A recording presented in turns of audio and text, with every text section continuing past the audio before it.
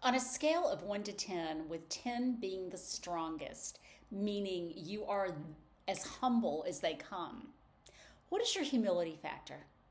On a scale from 1 to 10, with 1 being you're not humble at all, and 10 being you are very humble, what is your humility factor? I bring this up sometimes in my holy yoga classes if we are parked on the subject of humility.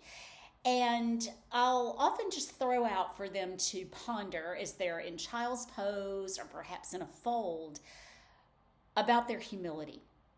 And I'll ask questions like, if you moved, could you move to a neighborhood that isn't maybe the status of the neighborhood in which you now live? Could your next car be a vehicle that doesn't have the clout as the car that you currently drive? What about your job? Are you in a job, or could you take a job that doesn't have the status that you have had perhaps with a job? Now, if somebody is really struggling, of course, they're going to move where they can find shelter. They're going to drive what they can get. They're going to take that job that pays the bills. But I'm just talking about in general terms, especially if you have a fairly comfortable life. What is your humility factor? You know, you can have millions of dollars. You can live in an amazing home, drive really nice cars, and still be a really humble person. And then there are some people that have none of that and they're really conceited. But, you know, I was thinking, I'm sitting in my home office and I'm going to glance up at my whiteboard, which I will admit today is July 13th, the day I'm doing this reel.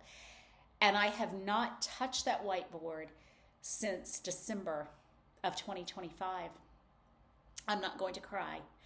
My goals are up there, both personal and professional.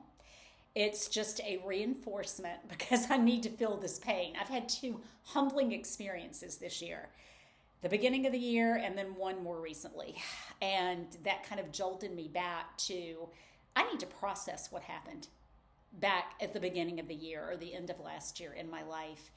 And some of those goals up there were goals that I wanted to pursue with somebody else, both professionally and personally. And those goals are history. They're dreams that are not going to come true. And that has been a very humbling thing for me. I think the more humbling thing was the way it was all put into motion. That was the thing that took me from here, not here, but here to here. And I'm still processing this, but you know, here's the beauty of it. I actually recently thanked God for bringing me down a few notches. I've never felt that I was a conceited person. I've always had a hard time tooting my horn on social media. And I think a lot of that goes back to the way I was raised. I grew up in a very depressed town. My mother used to say to me, don't rise above your roots.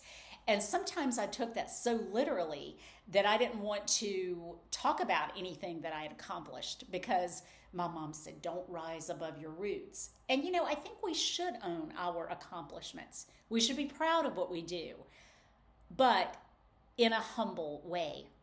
And so I just want to throw that out to you. I just want you to think about your own humility factor, if you will. And where are you on a scale of 1 to 10, with 10 being the most humble? Being humble doesn't mean you're a doormat. It doesn't mean you allow people to step all over you. It just means that you're very accepting of the gifts you've been given, the blessings with which you've been blessed. You wear it humbly. You know, I've been in the nonprofit world in some capacity for many, many years, and I still work as a consultant with a local nonprofit. And I think about, in all my years of both being a full-time director of development and then just doing consulting over the years, you get to know donors.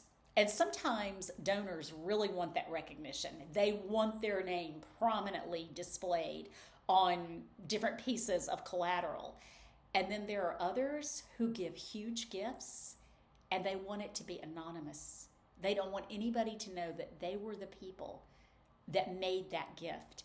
And, you know, I stand in awe at people like that who are so humble, they don't need the recognition for giving a major philanthropic gift. There's nothing wrong with being recognized, so I want to make that very clear. But I just stand in awe of those people who make these huge gifts and they just want to quietly be in the background. They don't want anybody to know. So, a lot of food for thought today regarding humility. To weave my Christian faith into this, Paul writes in the book of Galatians about the fruits of the Spirit. And one of the fruits of the Spirit is humility. So maybe all of us should cultivate a little humility or try. And don't be like me. And hopefully you won't have the situation I had where you just get the rug swept out from under you and it jolts you and it notches you down. Quite a few notches.